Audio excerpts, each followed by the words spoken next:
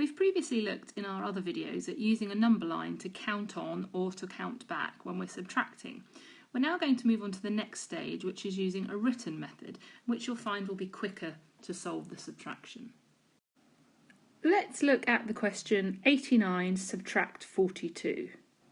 When we subtract, we always start with the larger number because we take away a smaller number from the larger number.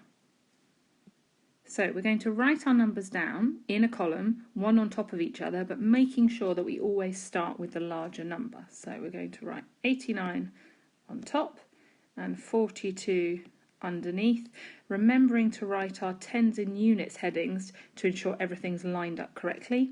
We can then draw ourselves some lines underneath and make sure we write the subtraction sign so we know what calculation we're doing. Now, the first thing we're going to do is we're going to partition these numbers into tens and units. So we're going to take the number 89 and we're going to partition it into tens and units. So we have 80, that's our 8 tens, and we have 9 units. And then we're going to do the same with the number underneath, the 42. So we've got 4 tens, which is 40, and we've got 2 units, which is 2. Now, in the same way we did before, the units line up on top of each other and the tens line up on top of each other. So let's start with our units. Okay, we've got 9 take away 2. 9 take away 2 is 7, and we're going to write that underneath the units column. And then we're going to look at the tens. We've got 80 and 40. So we're going to do 80 take away 40, which is 40. Now, because we partitioned our numbers in the first place, we need to make sure we put them back together again. So here we have 40 and we have 7, which gives us the answer 47. So I know that 89 subtract 42 is 47. When you're learning to do column subtraction, it's always a good idea to start with partitioning to make sure that you understand what you're taking away and the tens and the units, and ensuring that your place value is correct.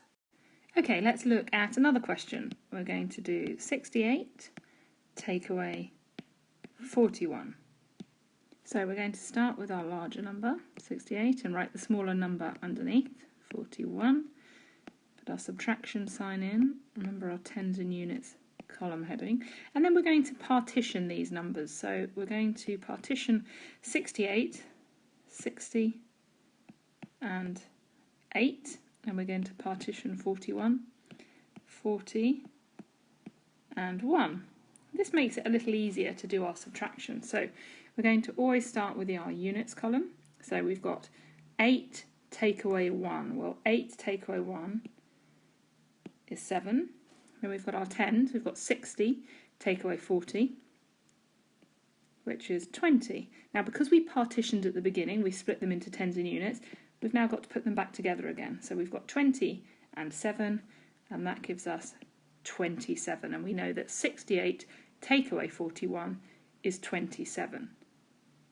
Okay, so now you're going to have a try of this question on your own. So pause the video and have a try.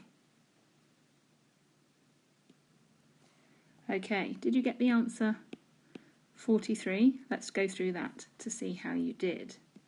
So first of all, we want to line up our 75 and 32 above each other with the largest number first in columns, and then we're going to partition. So the number 75 we can split into 70 and 5, and the number 32 we can split into 30 and 2, and then we want to subtract these from each other. So units first, we've got 5 take away 2 is 3, 70 take away 30 is 40. We need to put those back together. We've got 40 and 3, which is 43. Well done.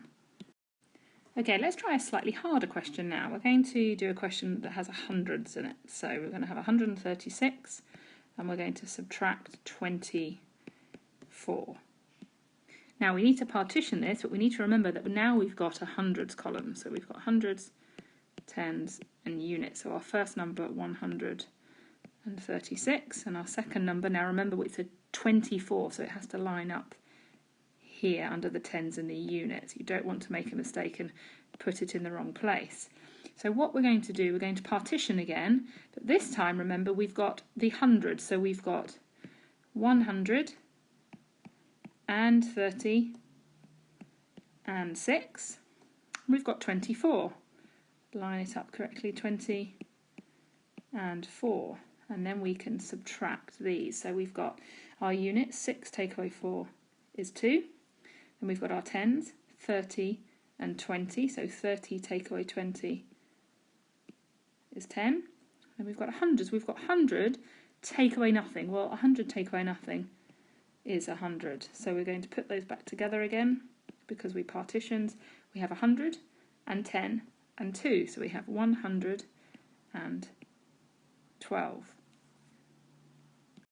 Well done. If you feel confident with these questions, you're ready to move on to the next video, which is a slightly quicker way of doing subtraction in the column written method.